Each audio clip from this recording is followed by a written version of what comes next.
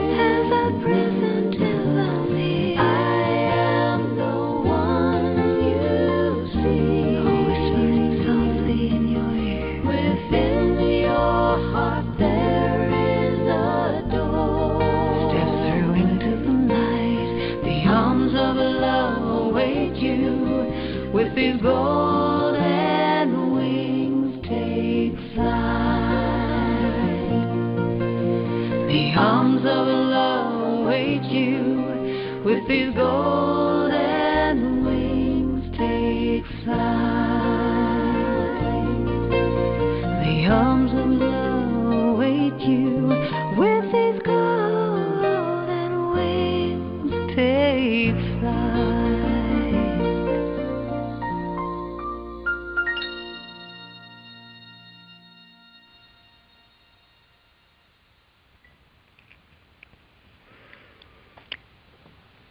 Let us join together in prayer, beginning with the Divine Science Statement of Being. I invite you to say it with me. God is all, both invisible and visible. One presence, one mind, one power is all. This one that is all is perfect love, perfect life, and perfect substance. I am an individualized expression of God, and ever one with this perfect life, perfect love, and perfect substance. And so it is. Let us bring our attention now to our breath, knowing every breath we breathe is a sacred breath, a life-giving breath of pure love. This love lives and moves through our whole being, mind, body, and soul. Pure love. Our heart is now full and is as a beacon radiating this light of love, connecting us together, heart to heart. We continue to radiate, extending this love to all life everywhere, both invisible and visible, all worlds, all dimensions, all universes. For we are truly one, one in spirit, one in God, one as love. And so it is. Amen.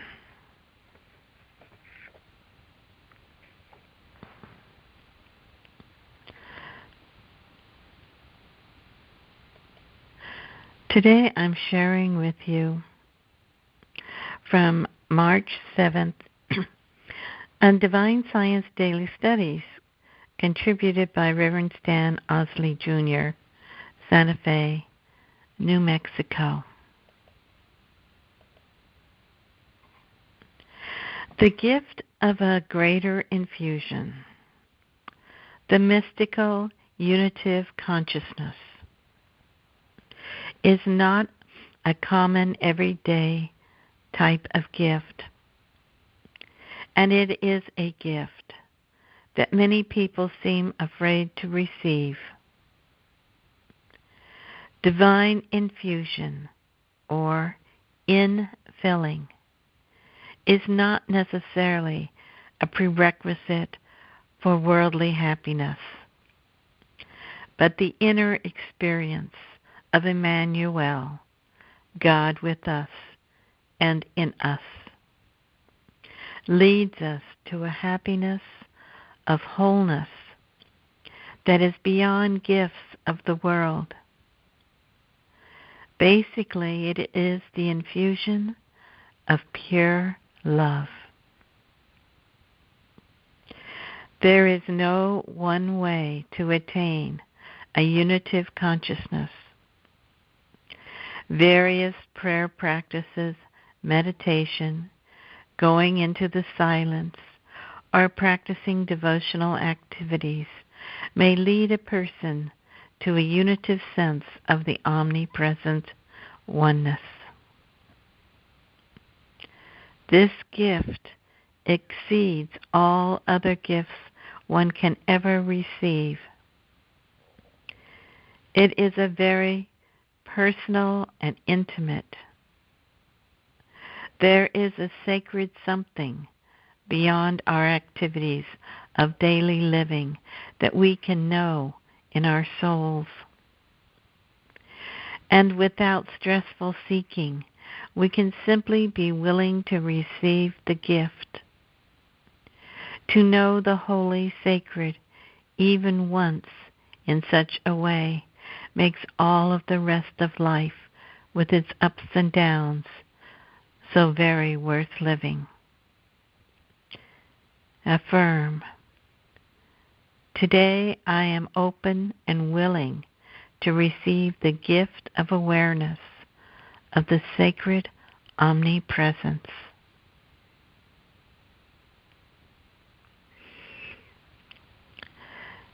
We shall now move into meditation. Let us turn inward to our holy, sacred temple.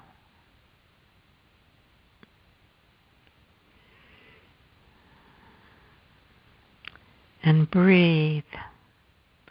Breathe in deeply and exhale slowly as we bring our attention to our heart.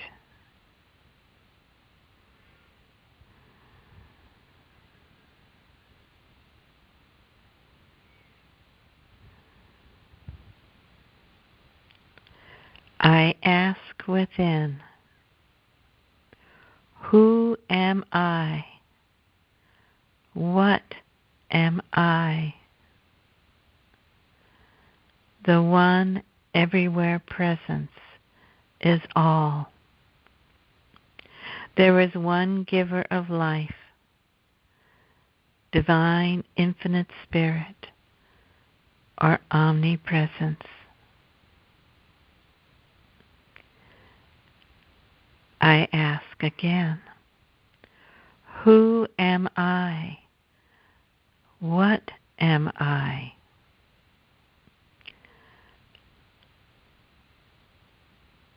I am of the same all-presence, the presence of the living God.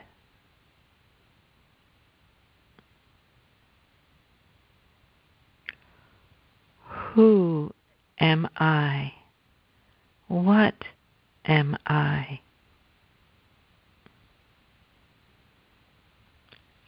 I am the beloved child. I am a gift to the world. I am the beloved child. I am a gift to the world.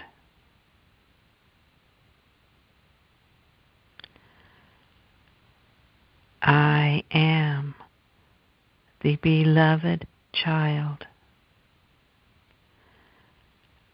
I am a gift to the world.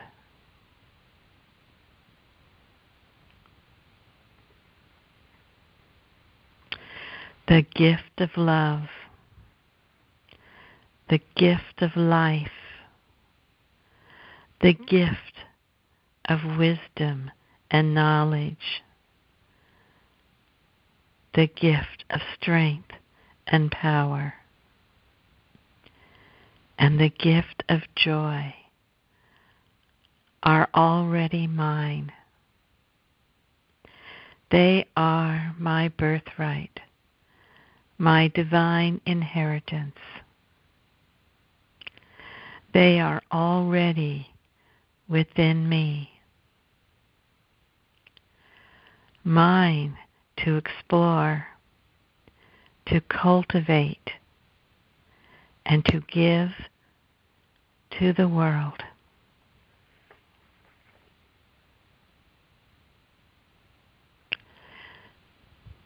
Now for the greatest gift of all. I am one with the all. This eternal, holy, sacred presence is my very life and being. As I go deeper within, I abide in this sacred silence.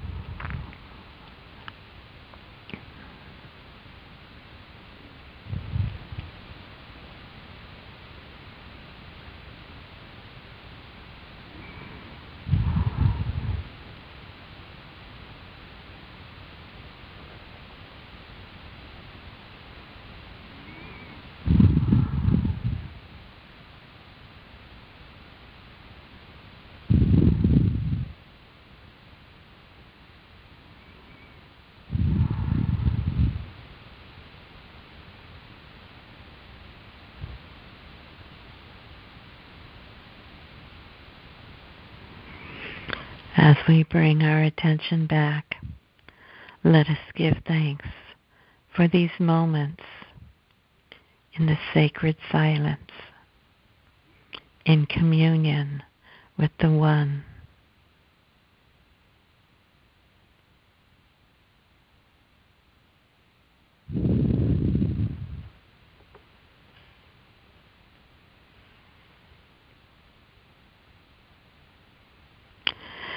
We shall now have the song Follow Your Heart by Tim Morrow from his album Dreamcatcher.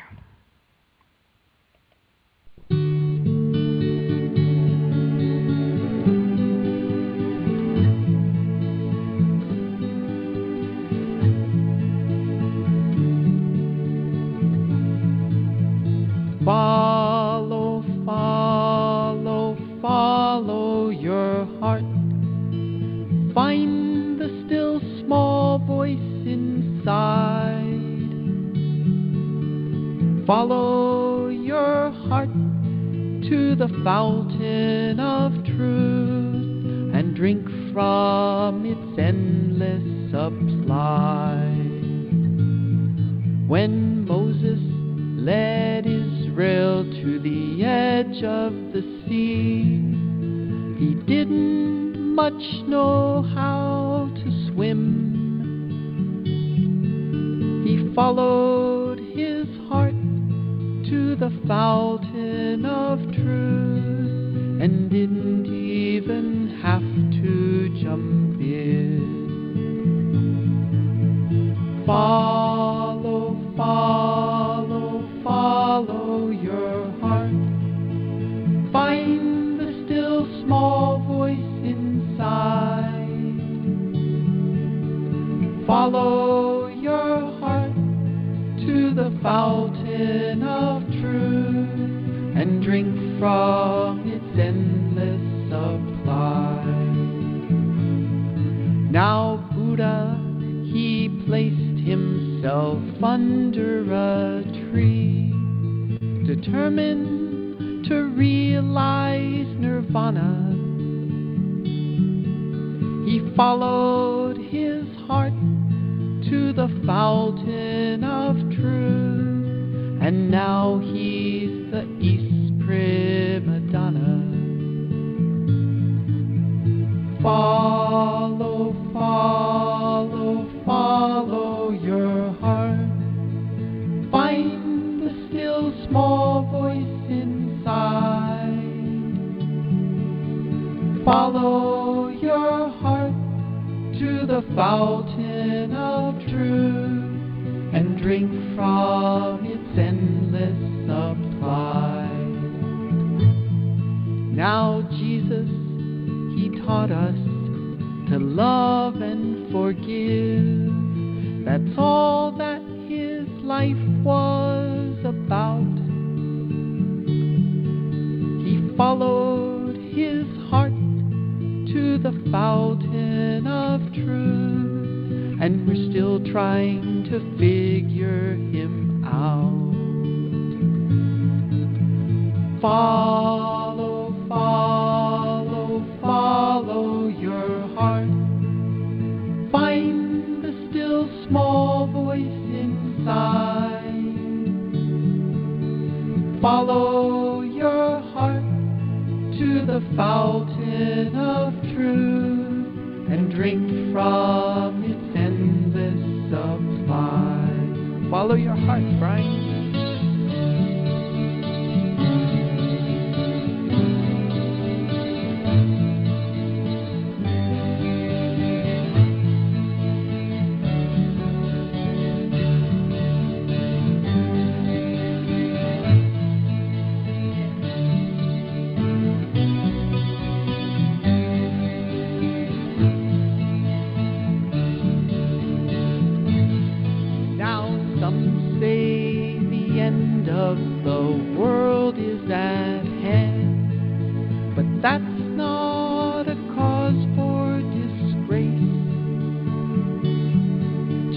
Follow your heart to the fountain of truth and build a new world in its place. Whoa, follow, follow, follow your heart. Find the still small voice inside. Follow fountain of truth and drink from its endless supply.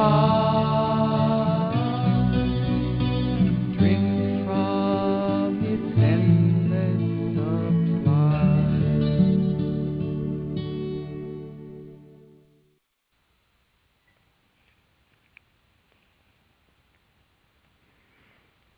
And now it's my pleasure to introduce Reverend Mark as he presents to us today. Thank you, Reverend Dr. Christine. Thank you for that wonderful meditation. Today we are continuing on the soul's journey. I'll be referring to the book by Carol Mace, Sacred Contracts. We'll go down through the stages of these 5 contracts. Also, I'm quoting from A Brief History of Buddha, The Awakening,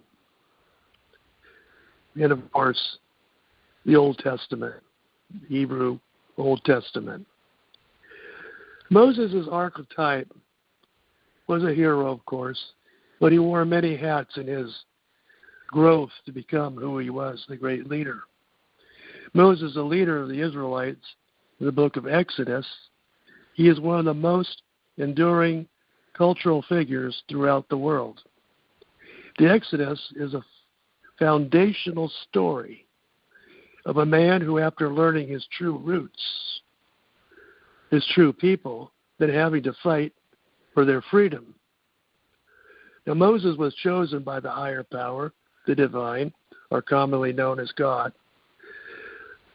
to do these divine acts, to be God's messenger to the Pharaoh, the leader, the king of Egypt.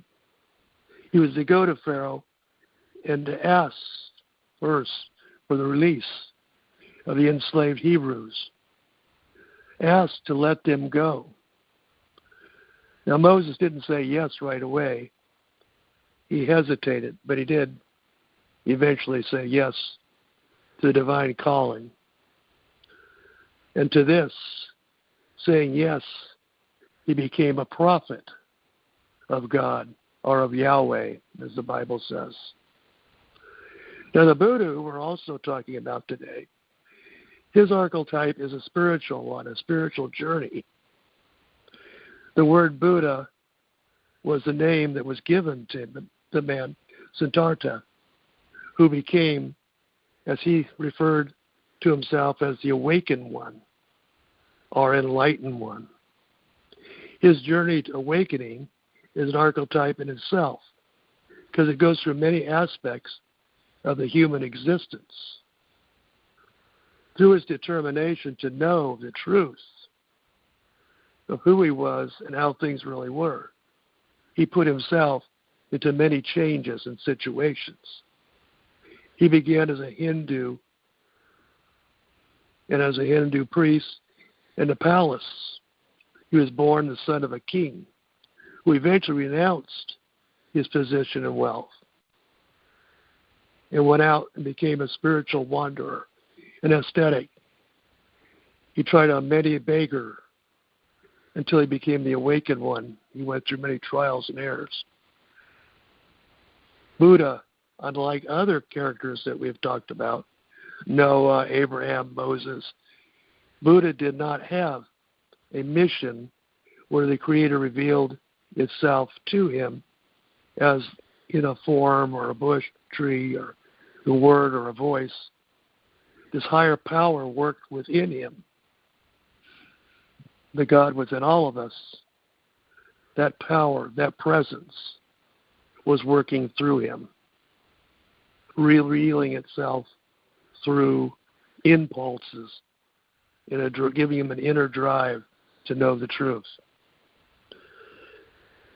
Through many kinds of past lives, many lifetimes, Buddha was ripe for the awakening. Now, Buddha did not declare a divine given plan to unfold, but he claimed that he was an ordinary man who is awake.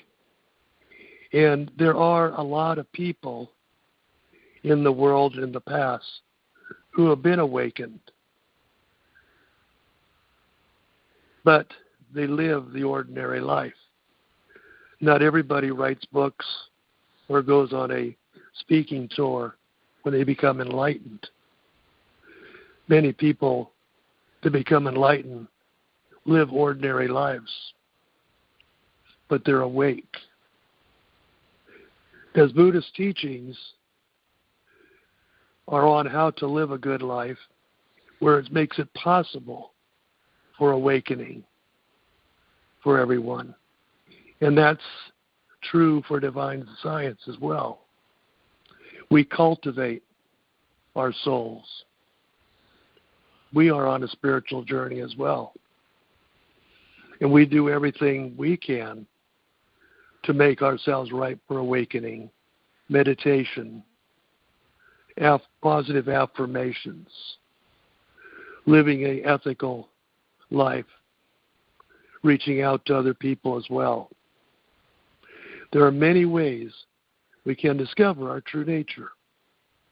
There are many possibilities and opportunities for it to be revealed to us. We can discover our true nature by observation of the world around us, seeing how everything unfolds so naturally in nature. We're already awake at the core of our being. It's nothing we have to gain. It's something we have to rediscover. We're all spiritual beings. We're all Buddhas. We're all Moses. We're all these spiritual aspects. We are all at the core of our being awake. We only have to realize it to experience it. It is said by many spiritual teachers that everyone will awake eventually. In fact, an initial contact between anyone and the divine spirit never happened here because we have never been separated from our Creator. What happens is when we take on the humanhood, we forget. Now, some people, according to the Bible, don't forget, because when they say, as Noah and Enoch walked with God from the very beginning, I take that as they never forgot who they were and their relationship with the infinite. Moses gets reintroduced you could say, or he becomes re-aware of his relation with the infinite.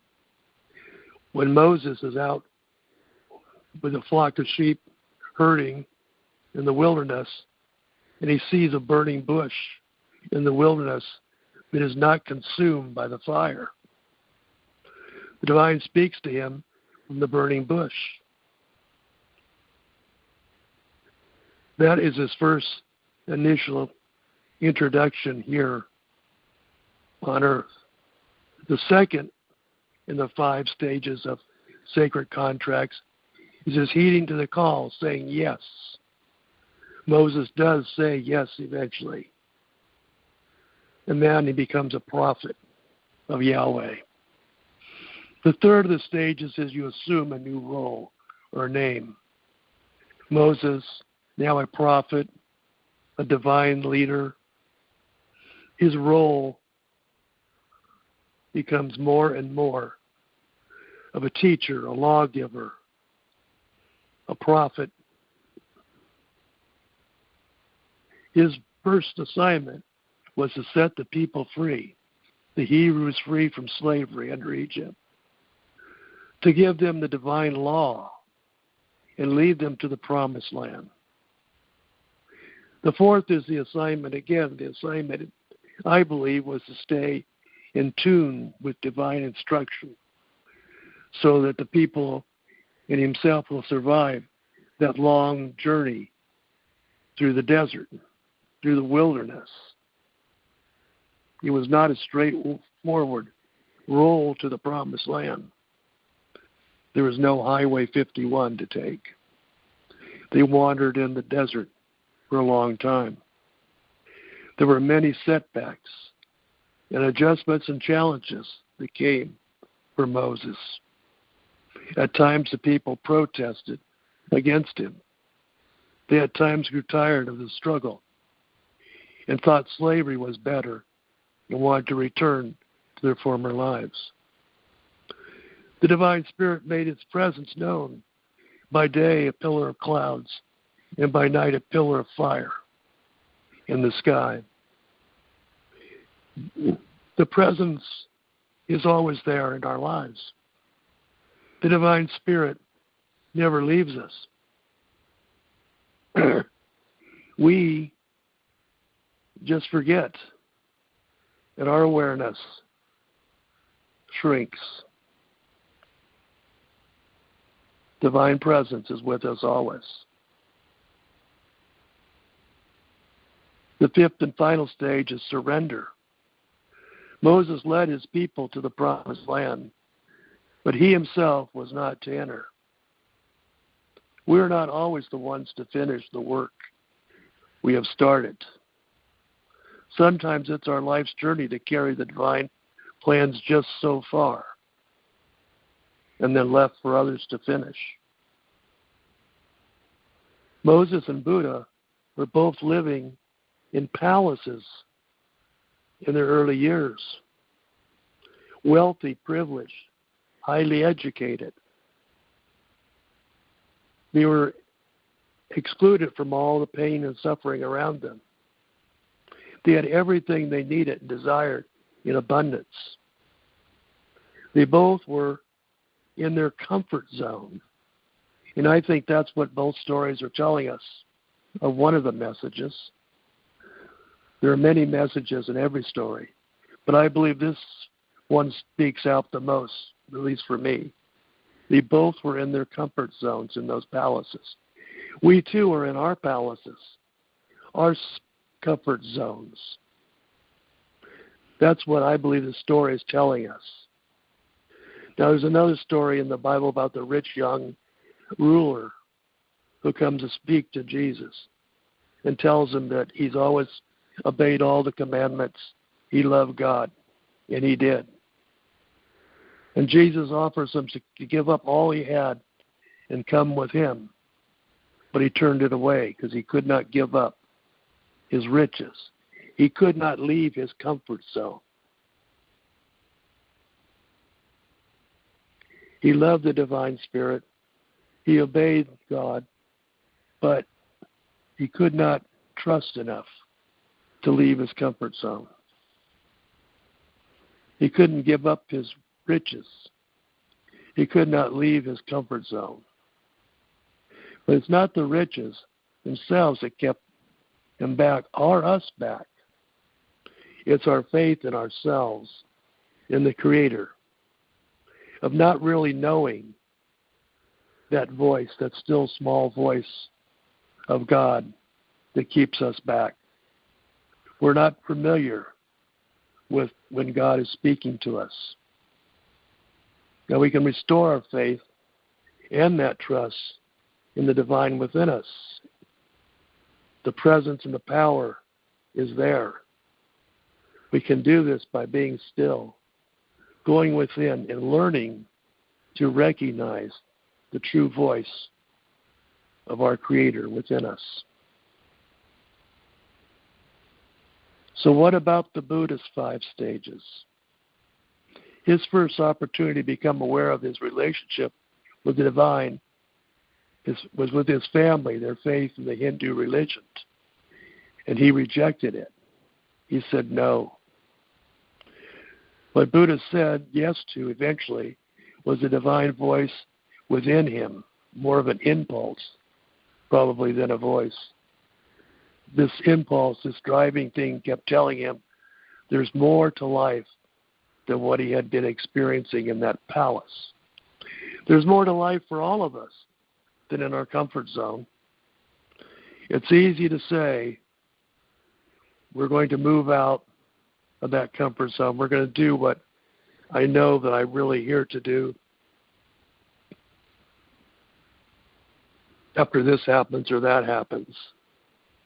And then we never leave. Now the Buddha said that you must give up the life you have for the life you want. And he did just that.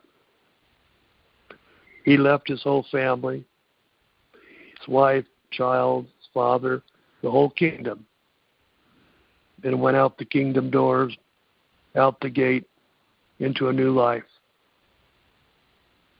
After leaving his life of privilege, family behind him, he went through many trials and challenges out in the wilderness. This is another story that you hear a lot of these hero types. There's a time of being in the wilderness. When you change jobs, take on a new life experience, there's a time where you haven't got a grasp of what's going on totally. And it's kind of scary. You're out there in the wilderness till you readjust yourself. And this keeps a lot of people from leaving their rut, their comfort zone. He goes through many steps, but again, same story as with Jesus, after defeating the powers of the demon Mara, which is their devil. Siddhartha reaches enlightenment. He is an awakened one. He's an ordinary man who's awake. We don't have to be a superhero or go through superhero things to awaken, because we're already awake. We just have to realize it. Do you have a reoccurring intuition that tells you there's more to life than you're experiencing? Is there within you a divine request? You hear it, but you don't answer. We don't have to discard the life we have to have the life we want, I believe.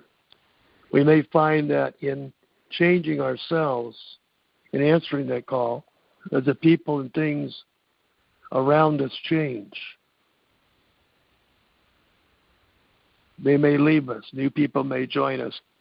A new environment may appear. But I believe it'll be a good one. It'll be for the good. It may all dissolve around us, but the changes will give us something more valuable to our lives than what we're experiencing now, if it's truly an intention to do. I encourage you this week to think about your own stages and where you are in your life's journey. To remember that it's no great effort to become awakened. You just have to be still, go inward, and begin to realize that there's more to you than what's going on. That there's a much greater you waiting to unfold, waiting to be. Your life has many great possibilities, and you will awake and you will experience great things. Declare your life good. It is good. All is God and all is good. All is good and all is God. So this week I'll give you a homework assignment to do one thing that takes you out of your comfort zone. One thing. Could be a small thing. Try it. Till next week, may God bless you, keep you safe, keep you dry, unless you want to go out and enjoy the rain. Amen. And now, I'll turn the service over to Reverend Teresa for her words of wisdom and love.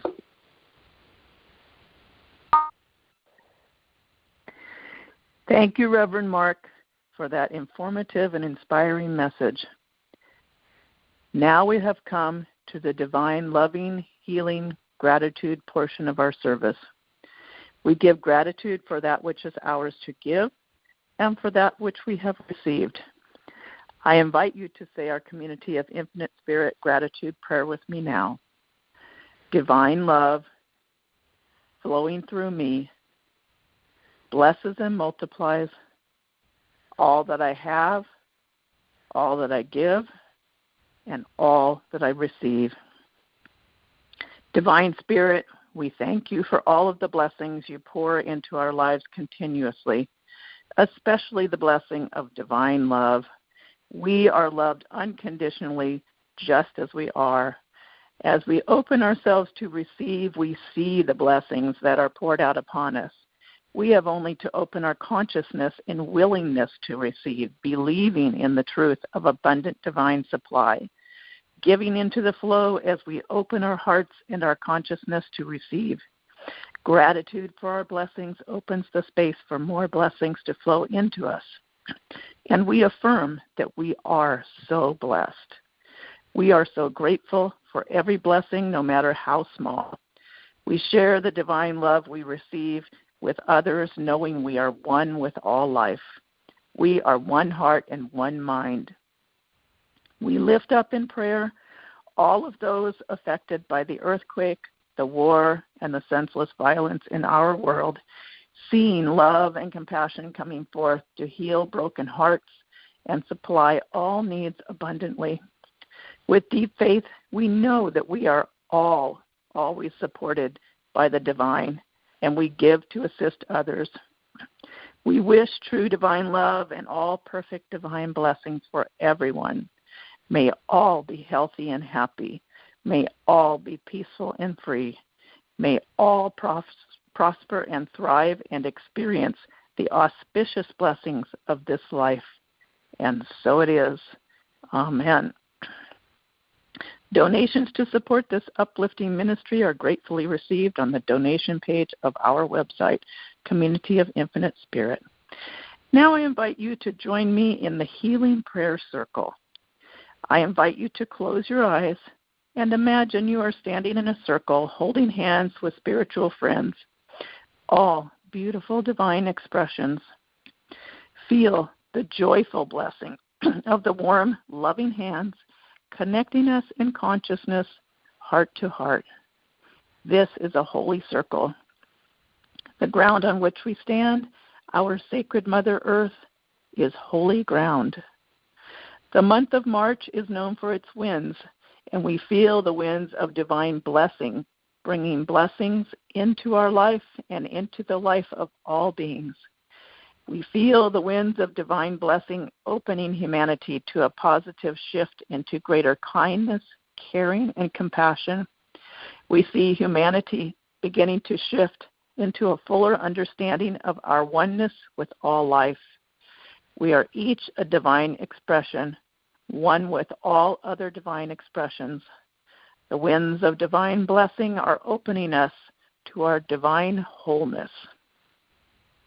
The winds of divine blessing are opening our hearts in love and compassion to give to others as we are able, our substance, our time, our consciousness, wishing the best for all beings and doing our part in ensuring divine blessings flow through us to others in need. We are all a source of supply for others as we release our blessings to bless others.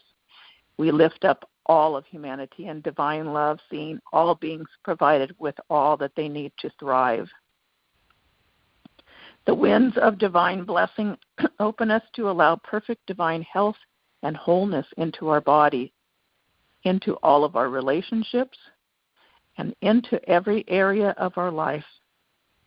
We see our body glowing with divine light and love.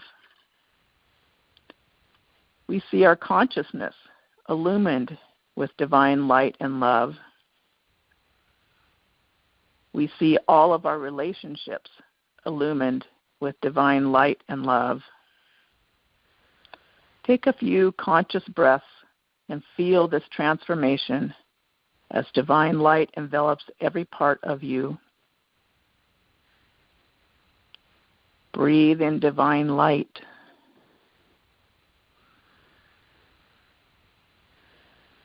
Breathe in divine love.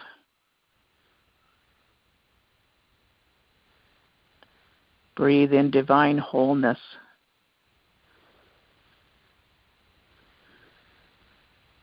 Breathe in divine peace.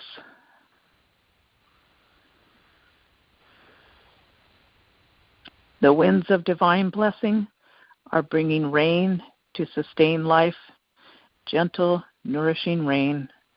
Mother Earth is blessed. The winds of divine blessing are bringing peace, peace between people and peace between nations. Peace is manifesting on the earth. We are each a source of peace.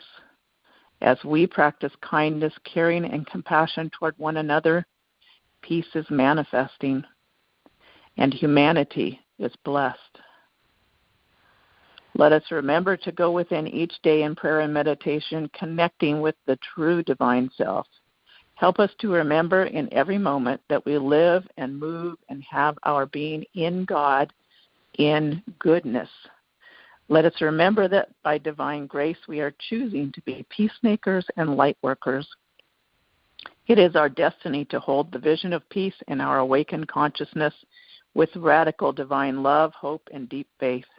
We are your heart and your hands in this earth realm as we share our time, our blessings, and our awakened consciousness. We are grateful to serve. May we be a blessing to our fellow beings every day. May the divine love we send out open hearts everywhere, awakening all beings to the truth of the beautiful light of their divinity, their oneness with the divine, and their oneness with all beings. Thank you, Spirit, for this understanding of truth. Om, peace, amen, and so it is. Our announcements for today: we invite you to join us on Wednesday at 7 p.m. Pacific Time for a Divine Science meditation by calling 518-418-1389. Join us live next Sunday at 11 a.m. Pacific Time at the same number. We invite you to visit our website, communityofinfinitespirit.org, to access the resources we have available. You can listen to podcast recordings of our Sunday services and meditations on our website under Healing Words, and on our Facebook page and our YouTube channel at Community of Infinite Spirit. We also post daily affirmations and short inspirational messages on our Facebook page. We have an ongoing Zoom book study group Tuesday evenings at 7 p.m. Pacific Time. Our current book is The Science of Self-Empowerment by Greg Braden. We also have a Joel Goldsmith Zoom book study group Wednesday mornings at 11 a.m. Pacific Time. Our current book for Wednesday morning is the Joel Goldsmith Reader. See the details on our website to sign up for either or both of these Zoom book studies. Sign up for our newsletter and announcements via email on our website. Follow and like us on Facebook page, and subscribe to our YouTube channel, Community of Infinite Spirit. If you would like email and text reminders of our Sunday service events and book studies, you can join our meetup group, Community of Infinite Spirit, at www.meetup.com. If you would like to donate to the Community of Infinite Spirit, you may do so on the donation page of our website via PayPal or credit card, or by postal mail at the address at the bottom of our homepage. We are truly grateful for all donations, and we thank you for your generosity in supporting the Community of Infinite Spirit. Now we will have our closing song.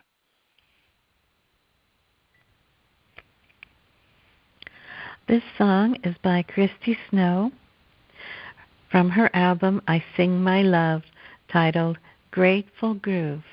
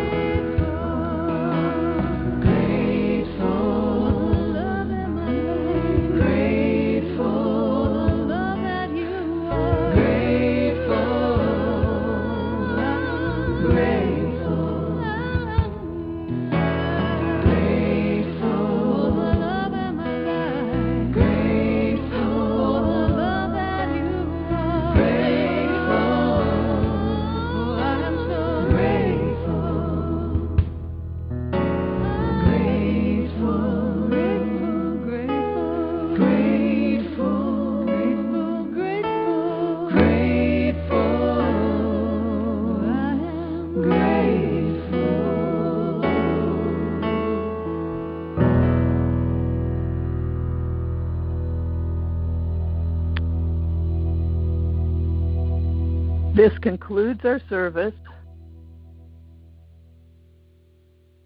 You are wished infinite blessings, perfect health and wholeness, peace, joy, faith, hope, and unconditional love in each and every day.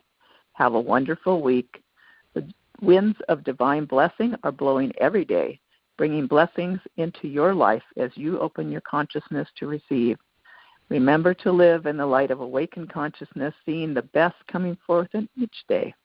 Namaste. The divine in me sees the divine in you.